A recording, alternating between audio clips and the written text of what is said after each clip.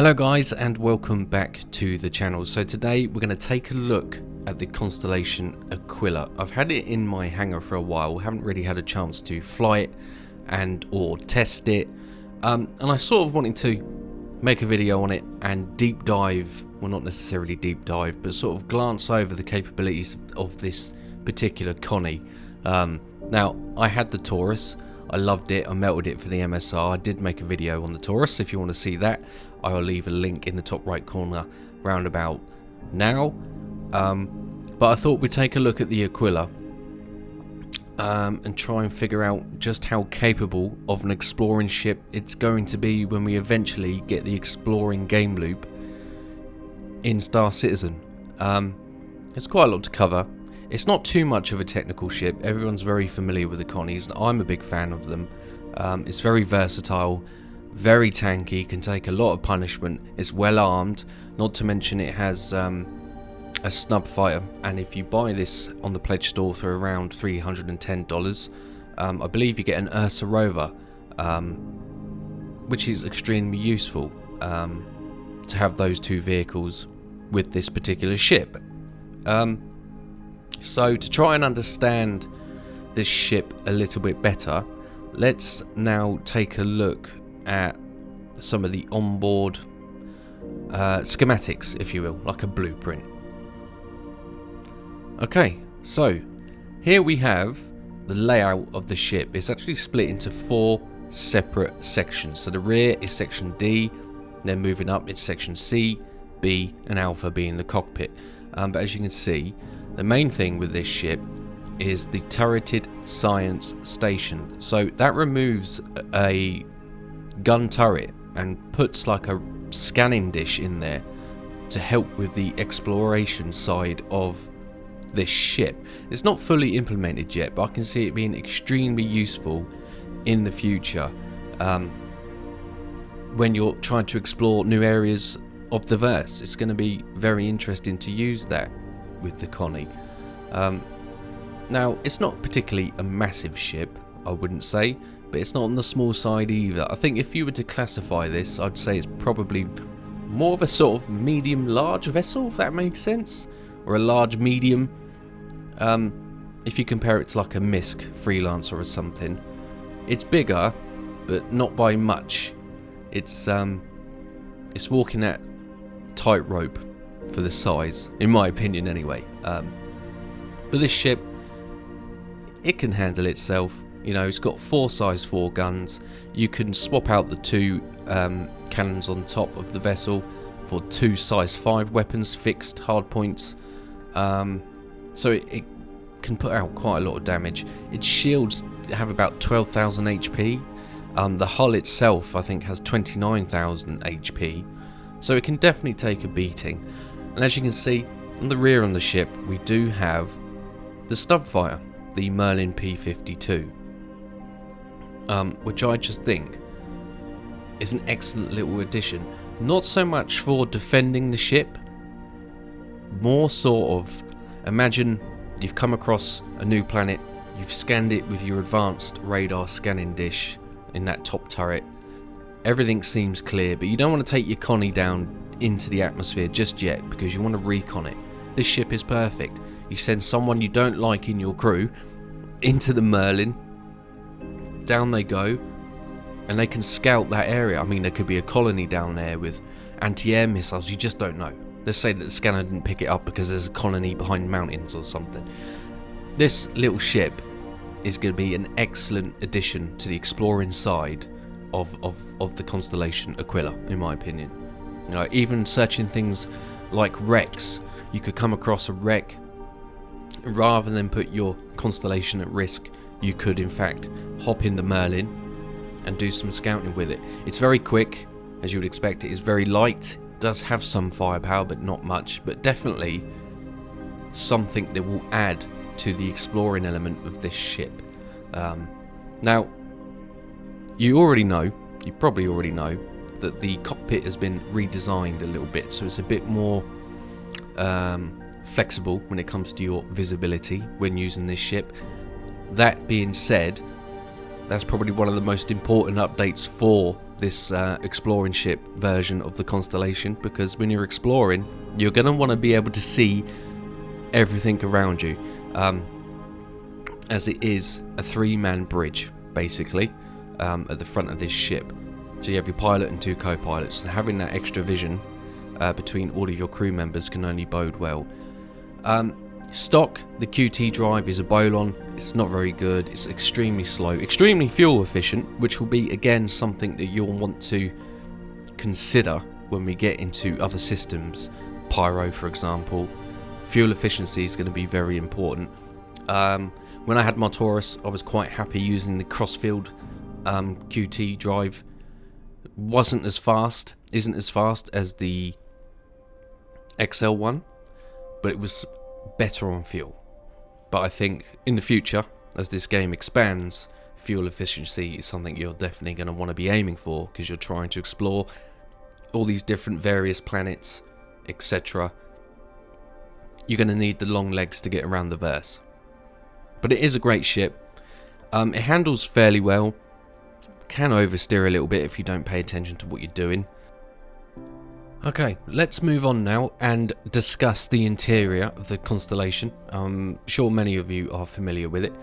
It is very spacious for a 4-man crew, as you would expect. There's plenty of room to move around here. But as versatile as this ship is, and it is versatile, you know, with the 96 cargo space, you know, it's got ample fuel. I think the fuel tanks take 38,000 gallons or something ridiculous like that. Very practical ship. But there's one drawback that I just find that the Origin 400i that I own is just better in one respect, and that's crew comfortability. As you can see on screen now, we have a seating area, we have a fold-up table, there's plenty of storage, we have a walk-in showered forward-stroke toilet. We have the 4 beds which double up as escape pods, so when we need to run away bravely, we can do so. But can you imagine being on a ship, as practical as this is, and it's not a horrible place to be, but being out in the verse for hours and hours and hours and hours. There's no sort of crew comfort here. It's very industrial is the vibe I'm getting from this particular ship, you know? In fact, all the Connies are very industrial. With the Taurus, you know it's a space truck, so you don't really care. But if I'm exploring in this ship, I'm not going to be comfortable in this for long periods of time. There's very little crew comfort for this ship, unlike the 400i, which, okay, it's not as practical, but that ship makes me feel like I'm doing something special.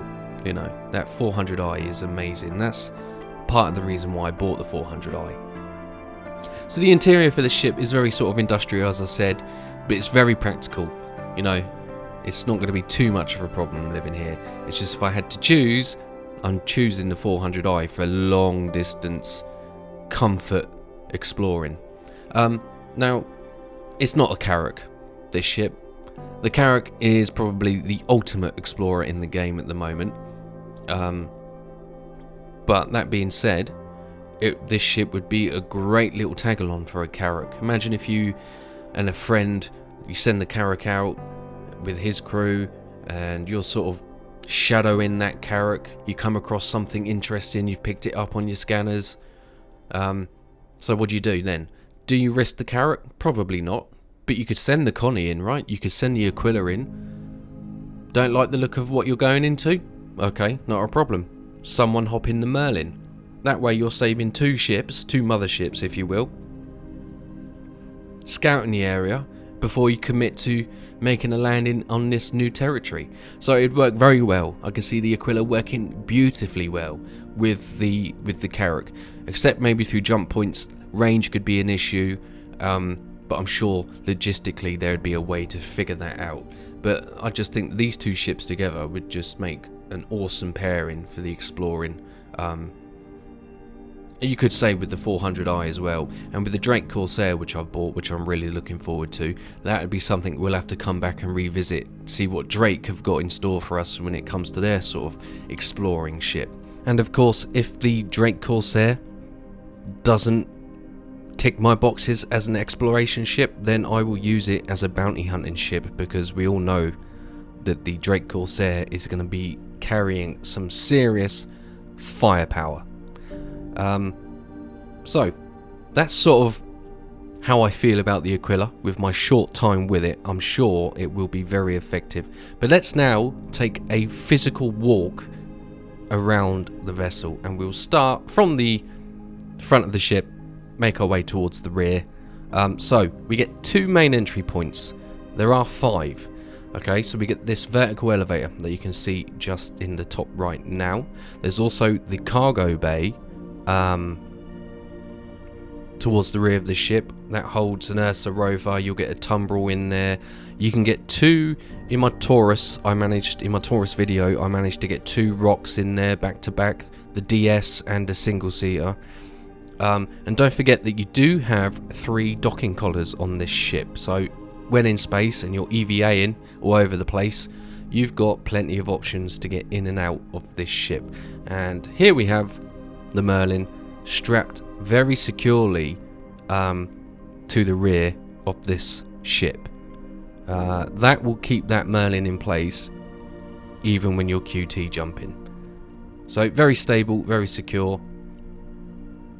As you can see, we've got the big old VTOL thrusters. Now, the landing of this ship can be a little bit tricky. Even if it's windy and you're landing on an uneven surface, the cockpit as you land sort of rocks forward, and that is something to keep an eye on. Because I have crashed a few times in my really bad planet landing experience. The Connie can tip forward. So what we'll do is we'll enter the ship via the cargo ramp, and we'll have a quick walk around so you can get a feel for it, get a vibe, decide maybe you have it. What do you guys think of it so far? Are you going to buy it?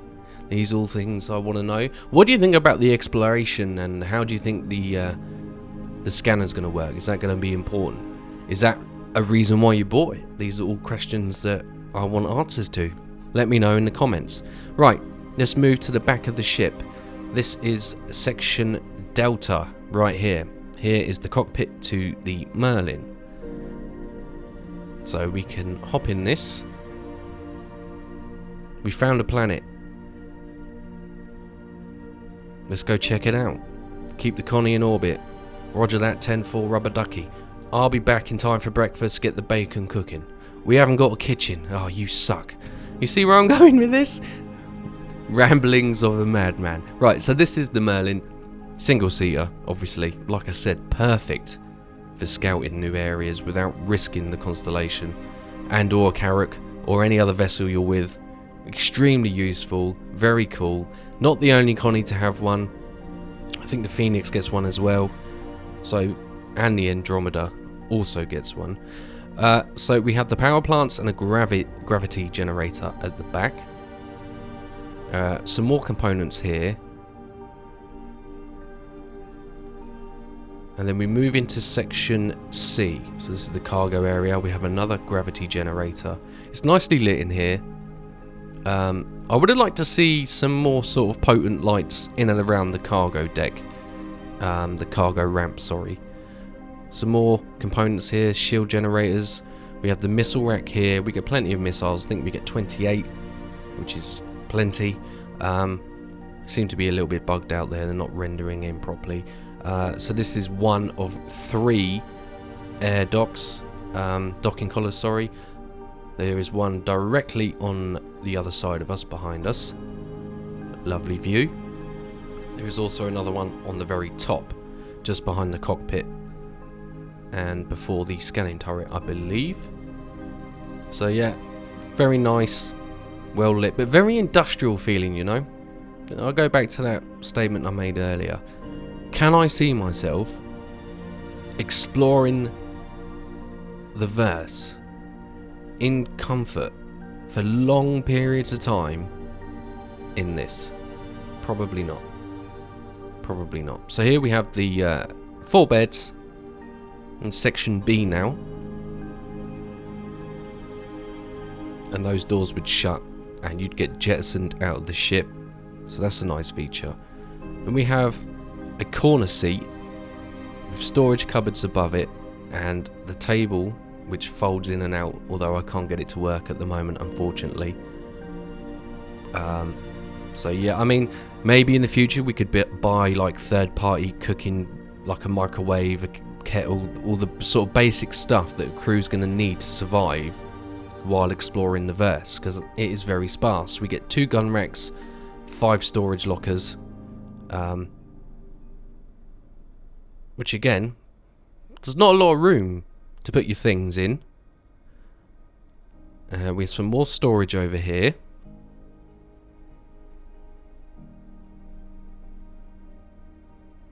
But you can't knock this ship's versatility. You just can't. It is very versatile. Ship forward stroke toilet. Shower forward stroke toilet. My apologies. Very cramped. Very unforgiving to go exploring this interior, I feel. I feel like it needs some home improvements to make me want to go exploring in this ship. Because as I said, at the moment, I'm very much sticking to the 400i, despite how impractical it might be. If I want to do some trading or go hadonite mining in the rock, I'm taking a Connie all day long. It's more practical. It's probably going to be able to handle itself better. You know, it's got better weapons. If I want to do bounty hunting, I can do it all in this. But I don't want to explore in it. That's just my opinion, you know.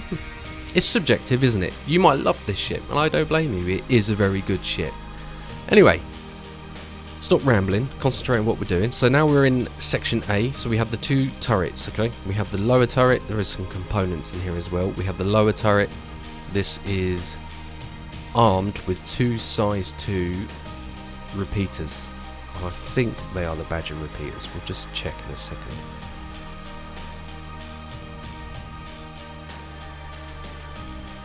Yeah. And the view down here, although it's good to have a turret, I wouldn't exactly say that this turret offers up the most in terms of being able to track targets. It's going to be quite difficult. We do get a 360.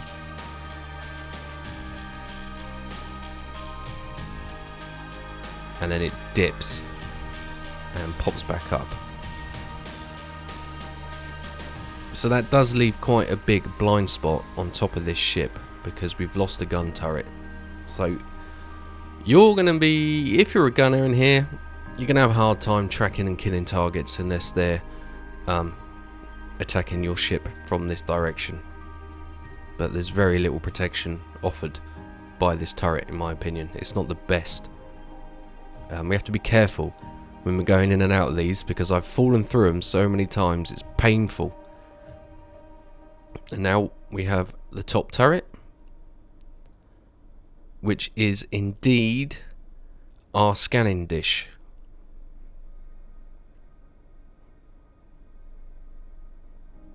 Which has obviously much better views.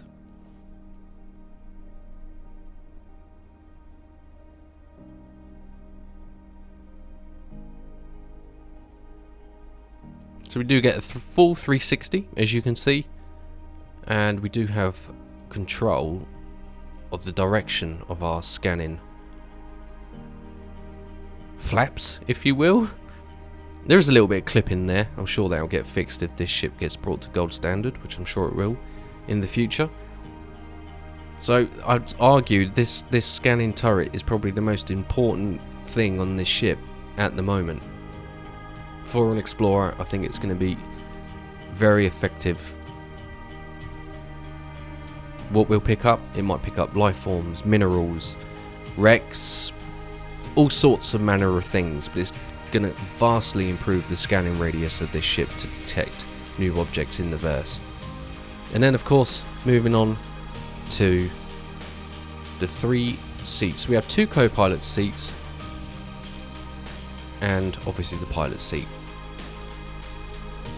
So fully crewed, you're going to have more options. Someone controlling power, navigation, someone doing other things,